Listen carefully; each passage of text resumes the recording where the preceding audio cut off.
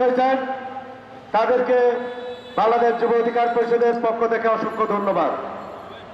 আপনারা জানেন, যুব অধিকার যখন প্রতিষ্ঠিত হয়েছিল সেই 2020 সালে 7 জানুয়ারি আমরা প্রথম ফেলানী হত্যার বিচারের দাবিতে ভারতীয় হাই কমিশন ঘেরাও করি।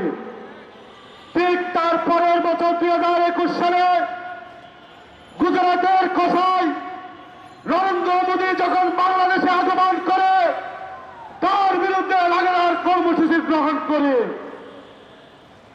2021 সালের 25 মার্চ যুব এবং ছাত্র অধিকার পরিষদের ব্যানারে নরেন্দ্র মোদীর আগমন উপলক্ষে যখন প্রতিবাদ মিছিল করা হয়, সেখানে ভারতীয় পুলিশ, আওয়ামী লীগের গোয়েন্দা সংস্থা তারা আমাদের উপর হামলা করে 54 জনকে গ্রেপ্তার করে।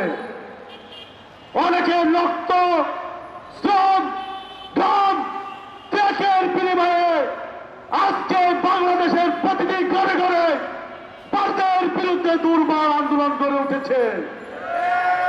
2023 সালে নির্বাচনের আগে ভারতের পরিকল্পনায় যখন দাবি নির্বাচনের দিকে আওয়ামী লীগ যাচ্ছিল, ডাকসু সাবেক বিপি নুরুল হক নূর এই বাংলাদেশে প্রথম ভারত খেদা আন্দোলনের কর্মসূচি ঘোষণা করে।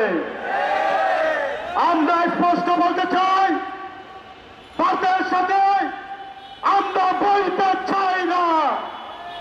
বাংলাদেশ ভারতের সাথে সম্পর্ক হবে ন্যায্যতার ভিত্তিতে। কোন অসম সম্পর্ক আমরা চাই না।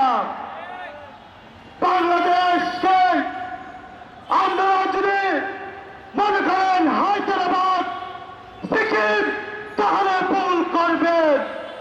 এদেশের স্বাধীনতা অর্জিত হয়েছে 30 লক্ষ শহীদের বিনিময়ে। অতএব ভুলে যাবেন না, এদেশের স্বাধীনতা সার্বভৌমত্বের প্রশ্নে এই দেশের জনগণ এক চুল পরিমাণ ছাড় দিবে না। আমরা আজকে সমাবেশে স্পষ্ট দাবি জানাচ্ছি অন্তর্বর্তীকালীন সরকারের কাছে, বাংলাদেশের আওয়ামী লীগকে ক্ষমতায় রাখার জন্য ভারতকে আওয়ামী লীগ সরকার যে সুযোগ সুবিধা দিয়েছে, ট্রানজিট সুবিধা, বন্দর সুবিধা, বিনা শুল্কে এবং অসম যে চুক্তিগুলো হয়েছে তা অনতিবিলম্বে বাতিল করতে হবে।